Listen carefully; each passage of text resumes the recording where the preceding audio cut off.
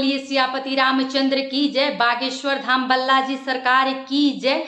घर बैठे बागेश्वर धाम में अर्जी कैसे लगाएं, ये सारी विधि हम आपको इस वीडियो में बताने वाले हैं। तो आप वीडियो को बिना स्किप किए पूरा वॉच करिए, तभी आपको समझ में आएगा। क्योंकि घर से अर्जी हजारों की संख्या में लोग लगाते हैं, मगर अर्जी किसी किसी की बालाजी स्वीकार करते हैं। तो आपको पूरे नियम से इस विधि को करना है, तभी आपकी अर्जी घर से लगेगी। तो उसके लिए आपको पूरा वीडियो को वॉच करना पड़ेगा, पूरा देखना पड़ेगा। अगर आप स्किप कर करके देखेंगे तो कुछ बातें आप समझ पाएंगे, कुछ बातें नहीं समझ पाएंगे, जो अर्जी लगाने में आपका असफल हो सकता है। तो इसलिए आप इस पूरे वीडियो को बढ़िया से देखें और इसको सुने समझे, उसके बाद ही अर्जी लगाने का डिसीजन ले। तो सबसे पहले आपको क्या करना है कि अपने आप को शुद्ध करना है, अपने अंदर जो आपका आत्मा है उसको शुद्ध करना है। उसके लिए हमें क्या करना पड़ेगा कि मंगलवार को अगर हम अर्जी लगा रहे हैं तो सोमवार से हमें सावधानियां है कुछ जो आपको बरतनी पड़ेगी। अगर हम शनिवार के अर्जी लगा रहे हैं तो आपको शुक्रवार से कुछ सावधानियां बरतनी पड़ेगी। तो उसके लिए आपको इस वीडियो को एकदम ध्यान से सुनना पड़ेगा,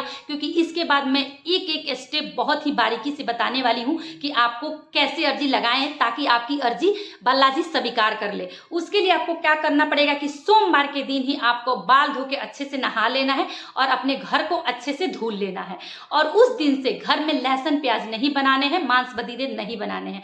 अर्जी लगाने का पहला नियम है कि सबसे पहले आपको मांस मछली छोड़ना पड़ेगा, लहसुन प्याज छोड़ना पड़ेगा और शराब वगैरह अगर कोई पीता है तो उसको छोड़ना पड़ेगा। उसके बाद ही आप मंगलवार को अर्जी लगा पाएंगे। अगर आप ये सारी चीजें कर लेते हैं, उसके बाद अर्जी लगाएंगे और पूरी नियम और श्रद्धा से लगाएंगे तो आपकी अर्जी जरूर लगेगी। जैसे मैं भी बिहार से हूँ, मैं भी पहली बार बागेश्वर धाम जब गई थी तो मेरी अर्जी वहां नहीं लगी थी। मैंने अपनी अर्जी घर से ही लगा के तब मैं बागेश्वर धाम गई थी। मेरी अर्जी 3 दिन में स्वीकार हो गई थी। तो मैंने जो नियम किया है वही नियम मैं आपके साथ शेयर करूंगी और आप ठीक उसी प्रकार से अर्जी लगाएंगे तो आपकी अर्जी जरूर ही स्वीकार होगी। जैसे मेरी अर्जी बालाजी ने स्वीकार किया है, वैसे आपकी भी अर्जी वो जरूर स्वीकार करेंगे। तो आपको सोमवार के दिन ये सारी सावधानियां कर लेनी है। मंगलवार के दिन आपको क्या करना है कि सुबह में 4 बजे के आसपास जगनी है।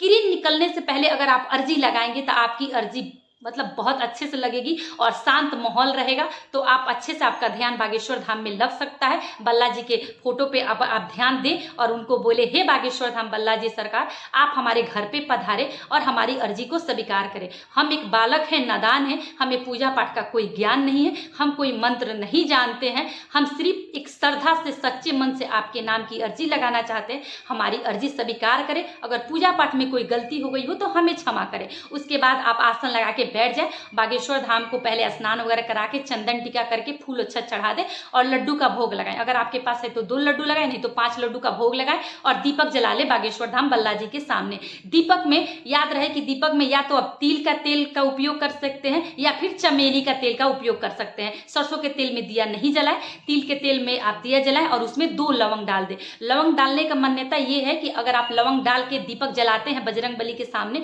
तो बहुत जल्दी प्रसन्न होते हैं। क्योंकि वहां अगर आप लवंग डाल के और दीपक जलाते हैं तो जितना निगेटिव एनर्जी है वो सारी तहस नहस हो जाती है और सिर्फ आपके पास पॉजिटिव एनर्जी बचती है, जिससे आपकी पूजा पाठ करने में आप सक्षम हो सकते हैं। तो उसके लिए आप जब दिया हुआ जला ले, भोग लगा ले, तो आसन लगा के बैठ जाए और पहले हनुमान चालीसा नहीं, पहले अर्जी को बांधे। अर्जी को देखिए बांधते कैसे हैं। आपको एक लाल कपड़ा लेना है और एक नारियल लेना है, रेशा वाला नारियल।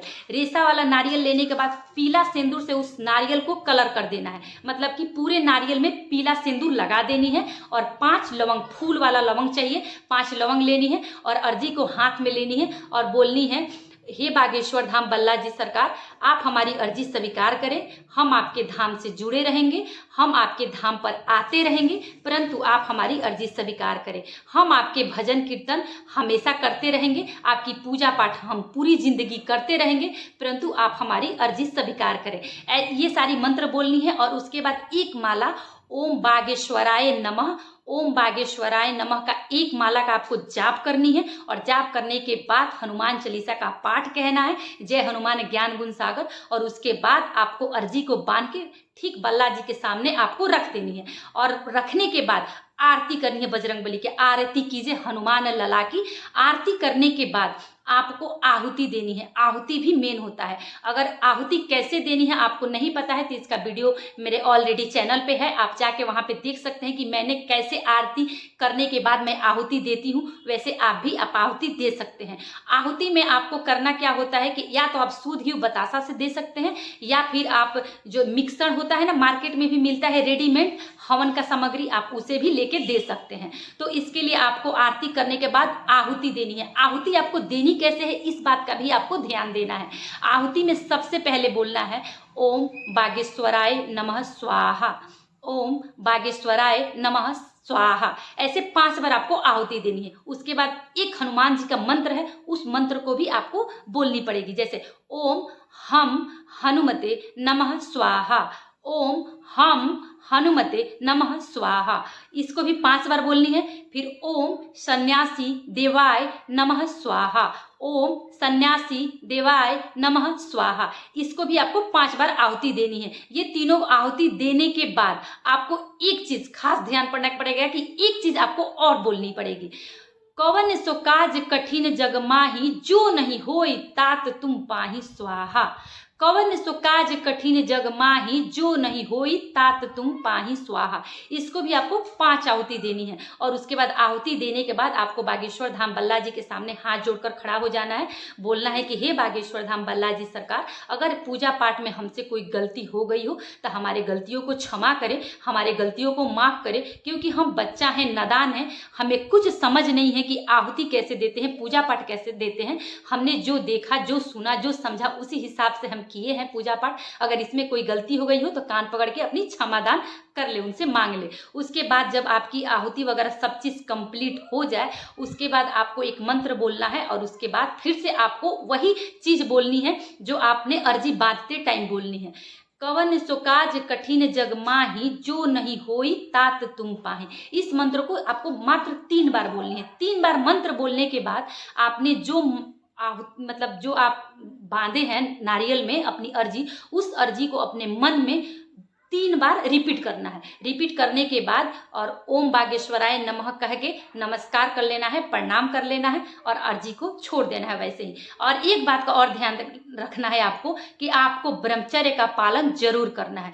आप इसको 4 दिन तक कंटिन्यू कर सकते हैं। अर्जी बांधने के बाद 4 दिन तक आपको नियम से हनुमान चालीसा का पाठ करना पड़ेगा, नियम से आपको आरती करनी पड़ेगी, नियम से आपको आहुति देनी पड़ेगी और नियम से आपने जो अर्जी लगाई है उसको बार बार रिपीट भी करना पड़ेगा 4 दिन तक।